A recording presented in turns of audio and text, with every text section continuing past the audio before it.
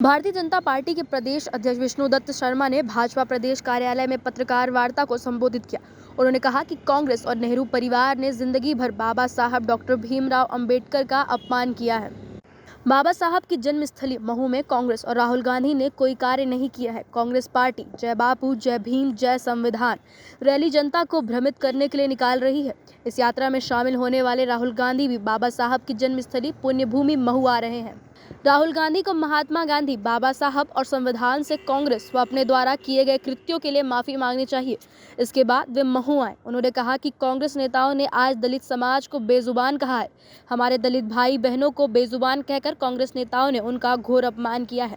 इसके लिए उन्हें माफी मांगनी चाहिए। प्रधानमंत्री श्री नरेंद्र मोदी जी महात्मा गांधी, बापू और बाबा साहब के विचारों को जमीन पर उतारने और जन जन तक पहुंचाने का कार्य कर रहे हैं। भारतीय जनता पार्टी ने बाबा साहब के कार्यों को जन जन तक पहुंचाने के लिए 11 से 25 जनवरी तक संविधान गौरव अभियान शुरू किया है। इस अभियान के तहत भाजपा बाबा साहब डॉक्टर भीमराव अंबेडकर के विचारों और कार्यों को सम्मेलन, सभाएं व विशेष संपर्क कर जनता तक पहुंचाने का कार्य करेगी। भारतीय जनता पार्टी का नेतृत्व, भारतीय जनता पार्टी की सरकार, इसलिए चाहे वो जीतू पटवारी हो, पहले बोलते समय सोच लें कि हम किन के लिए क्या बोल रहे हैं। मैं छोटे शब्दों का उपयोग नहीं करना चाहता, लेकिन कांग्रेस जिंदगी भर झूठ, छल, कपट, तुष्टीकरण, फूट डालो, राज करो, यही आप जो करना चाहते हैं। लेकिन प्रधानमंत्री नरेंद्र मोदी जी ने इस भारत के अंदर हर गरीब को सम्मान देकर, जो बाबा साहब ने कहा था, पंडित दीनदयाल उपाध्याय ने कहा था,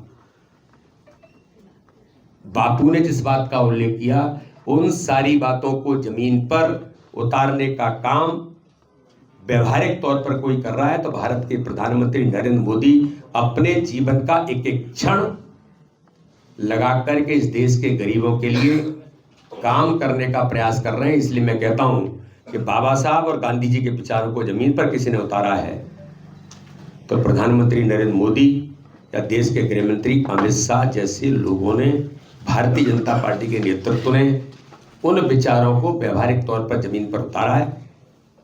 इसलिए आज भारतीय जनता पार्टी, आज से हमारा संविधान हमारा गौरव 11 तारीख से लेकर 25 तारीख तक हमारा अभियान चलेगा और इस अभियान के दौरान बाबा साहब अंबेडकर के विचारों को आम कार्यकर्ता तक ले जाने का काम तो करेंगे ही,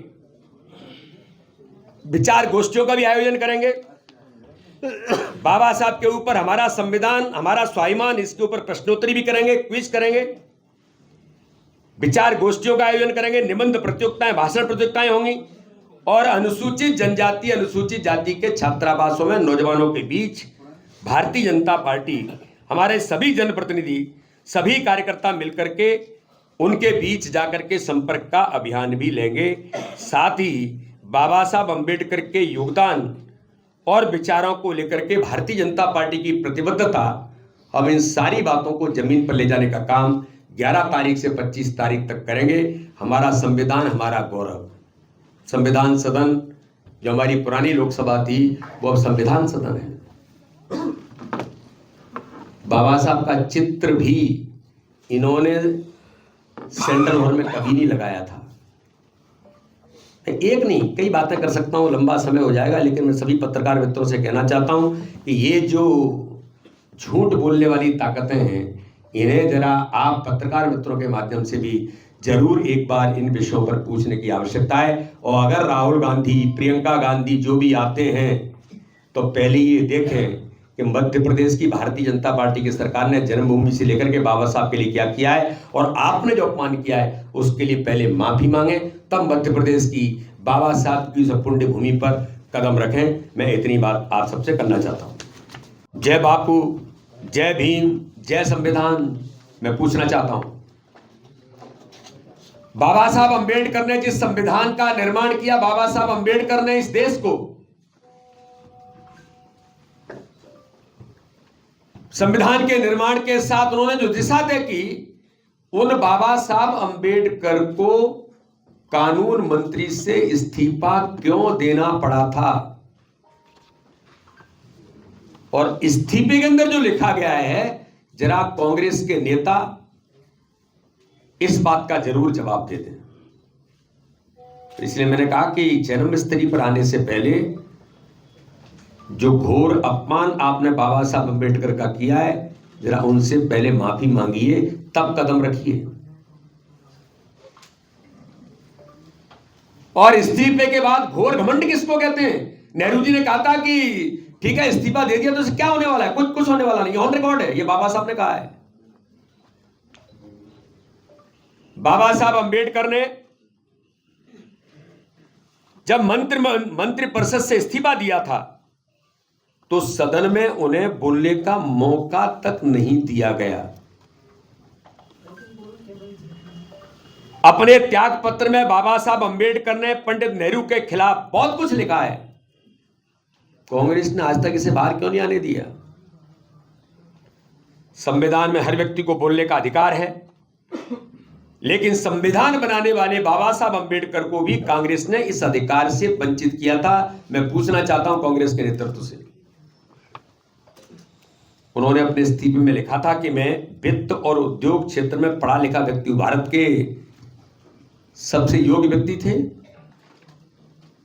अगर मुझे उनसे जुड़ा एक भी विभाग नहीं दिया गया और एक भी संसदीय कमेटी का हिस्सा नहीं बनाया गया, मुझे कानून मंत्रालय तो दिया मगर ईमानदारी से काम करने नहीं दिया गया, मुझे हिंदू कोड बिल के कार्य को पूरा नहीं करने दिया गया, केवल एक वर्ग की चिंता की गई।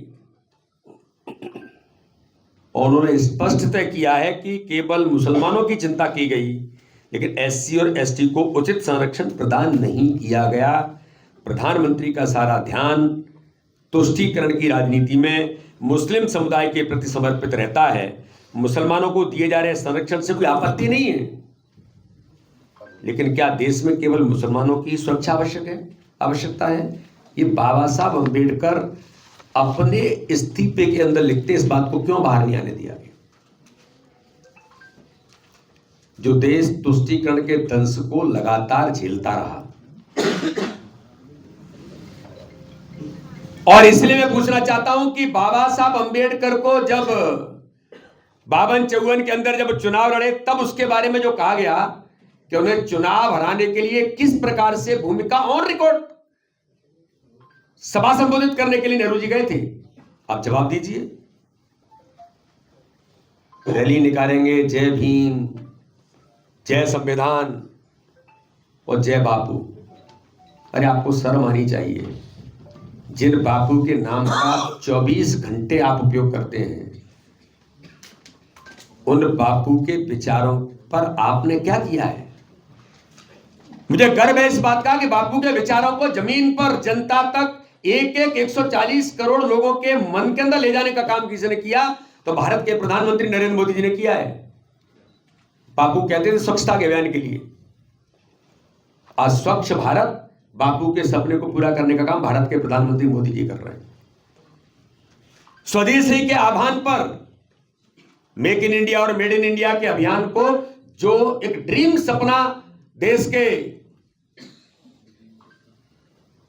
बापू का था, आज उस सपने को पूरा करने का काम भी गर्व से हमें गर्व होता है कि आत्मनिर्भर भारत की कल्पना तो गांधी जी ने की थी, लेकिन उसे साकार रूप देने का काम कोई भारत के अंदर कर रहा है तो प्रधानमंत्री नरेंद्र मोदी जी, भारतीय जनता पार्टी की सरकार कर रही है।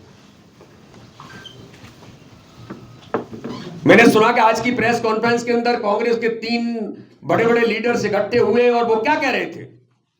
मैं मीडिया के सामने कहना चाहता हूं कि कांग्रेस बेजुबानों की जुबान और सहारा है। मैं मीडिया के माध्यम से पूछना चाहता हूं, बेजुबान किसे कहा गया है? उन कांग्रेस के नेताओं को आज जवाब देना पड़ेगा कि बेजुबान कौन है। क्या आप दलित समाज को बेजुबान मानते हैं?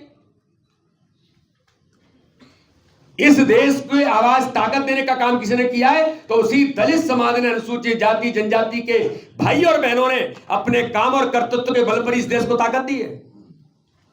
तो बाबा साहब अम्बेडकर ने संविधान निर्माण करके भूमिका निभाई। आप उस समाज वर्ग को बेजुबान कहकर, अब मैं कहना नहीं चाहता बेजुबान अपने किसको कहा जाता है, ये घोर अपमान है दलित समाज का। जिन्होंने इस शब्द का उपयोग किया है उनकी मूल भावना क्या है यह दिखाई देती है। बेजुबान कहकर के उनका मेरे दलित भाई और बहनों का अपमान कांग्रेस ने आज किया है। आज हमारे इस पत्रकार वार्ता में सभी पत्रकार मित्रों का स्वागत है।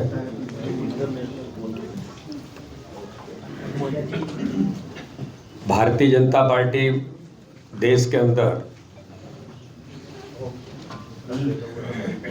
बाबा साहब अंबेडकर के विचारों के लिए लगातार प्रतिबद्धित होकर के काम करती आई है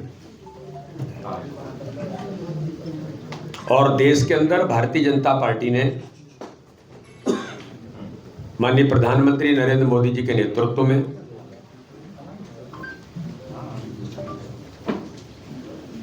केवल वोट पॉलिटिक्स नहीं, समाज में बाबा साहब और गांधी जी के विचारों को जमीन पर व्यवहारिक तौर पर कैसे उतारा जाए। तो अगर मैं ये कहूं तो ये अतिशयोक्ति नहीं है। भारत के लोकतांत्रिक इतिहास में आजादी के 75 वर्षों के अंदर अगर किसी नेता ने, किसी नेतृत्व ने, किसी दल ने बाबा साहब अंबेडकर और गांधी जी के विचारों को जमीन पर उतारा है तो भारत के प्रधानमंत्री नरेंद्र मोदी, देश के गृह मंत्री अमित शाह और भारतीय जनता पार्टी के नेतृत्व ने इस काम को व्यवहारिक तौर पर किया है। लेकिन दुर्भाग्य है देश के अंदर कांग्रेस जिस प्रकार से तुष्टीकरण की राजनीति करती है, और आज भी मैंने सुना कि कांग्रेस के नेता उसी तुष्टीकरण की राजनीति के साथ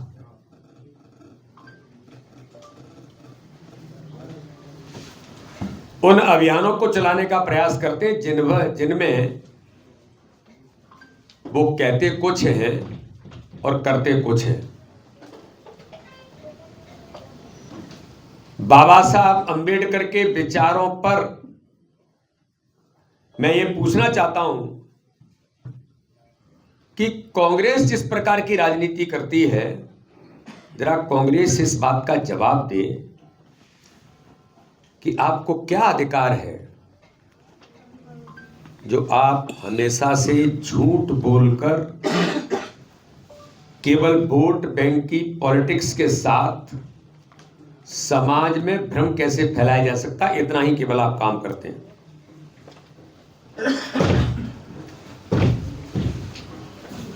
मैंने सुना कि राहुल गांधी और उनके नेता महू आने वाले हैं। बिल्कुल आपका स्वागत है, जरूर आप आइए। लेकिन आने से पहले जिस महू बाबा साहब अंबेडकर की जन्मस्थली पर आप आ रहे हैं, तो आपने केंद्र में 55 वर्षों तक राज किया है। मध्य प्रदेश में भी आपकी सरकारें लंबे समय तक रही हैं, लेकिन राहुल गांधी जी या जो उनके नेता मध्य प्रदेश के अंदर ये बातें करने का प्रयास कर रहे हैं, वो जरा जवाब दें। बाबा साहब अंबेडकर की जन्मस्थली के लिए आपने कोई प्रयास क्यों नहीं किए थे?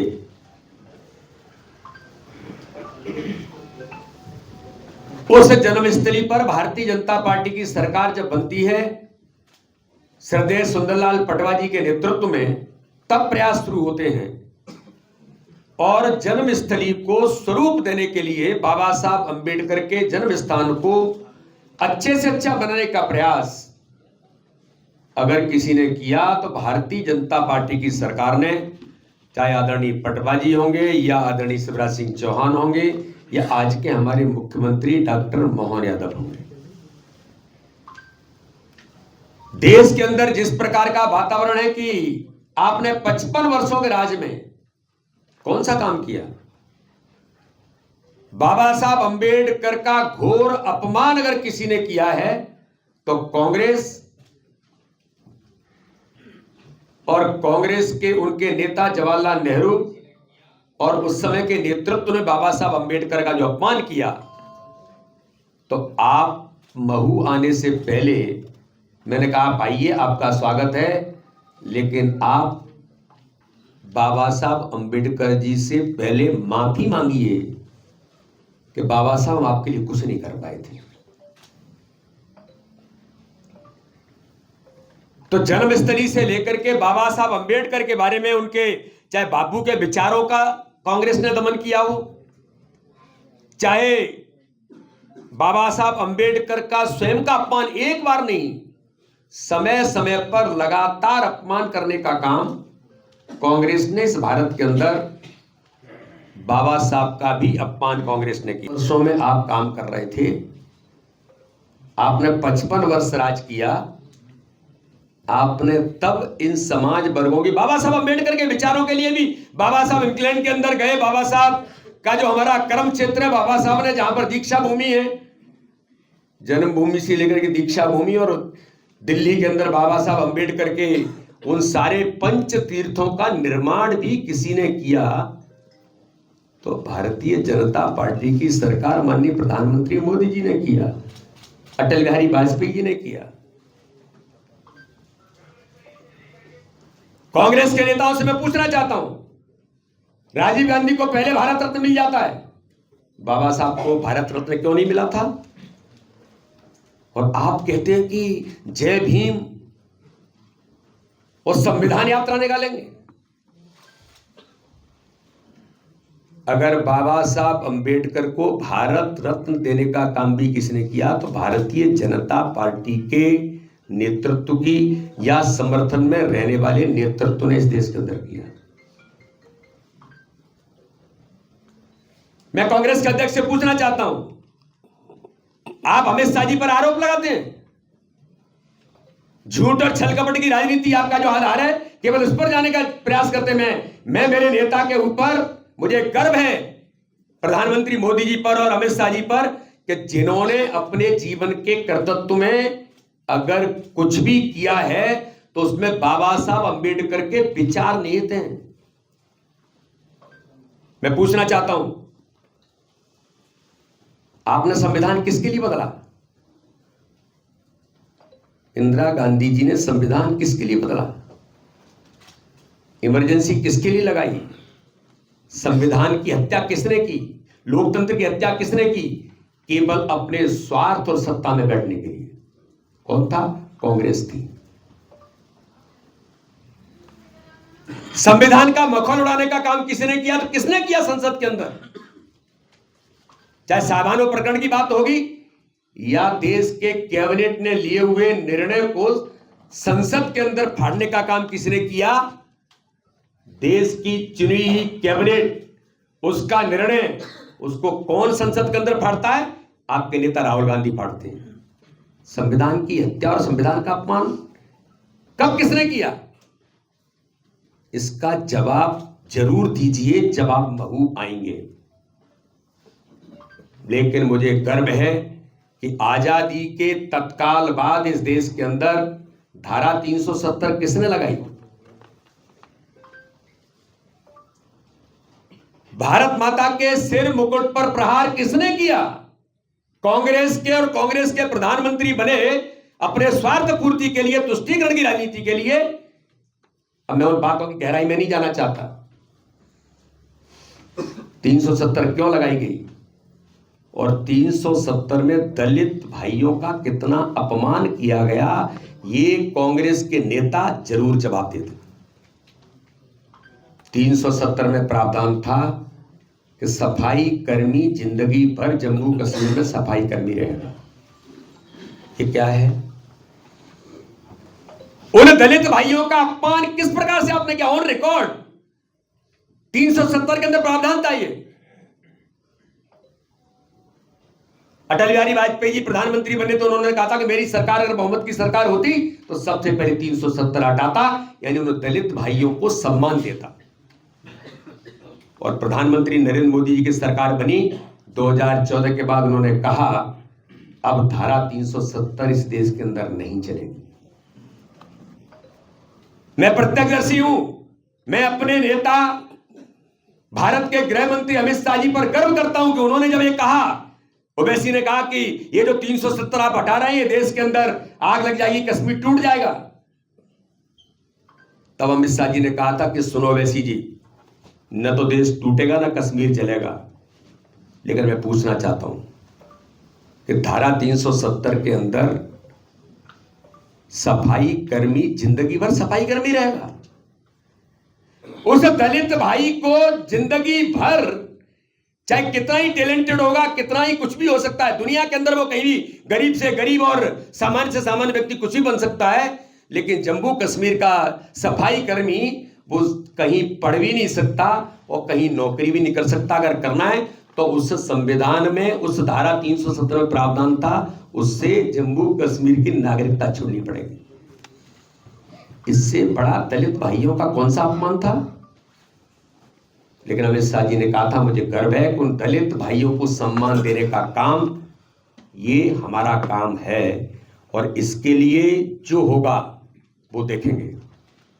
इसे कहते हैं नेतृत्व और ये होता है संकल्प कि उन दलित भाइयों को सम्मान इस भारत के अंदर जो कांग्रेस ने उन्हें बांध करके एक उस पर जम्मू कश्मीर के अंदर केवल सफाई कर्मी ही बना दिया था, आज उनको मुक्ति दिलाने का काम किसने किया? तो भारत के गृह मंत्री अमित शाह जी ने प्रधानमंत्री नरेंद्र मोदी जी के नेतृत्व में किया।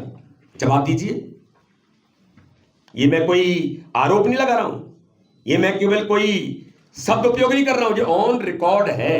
अगर धारा 370 में आज भी कांग्रेस धारा 370 की वकालत करती है तो क्या कांग्रेस फिर वही चाहती है? तो संविधान में अगर हमने कुछ संशोधन किया है तो धारा 370 हटा करके मेरे दलित भाई और बहनों को मुक्ति दिलाकर उन्हें सम्मान देने का काम किया है। सीए कानून के अंदर हम लाए हैं तो इसलिए लेकर के आए कि दुनिया के अंदर हमारे भाई और बहनों पर जो अत्याचार होते हैं उन्हें नागरिकता कैसे मिलेगी।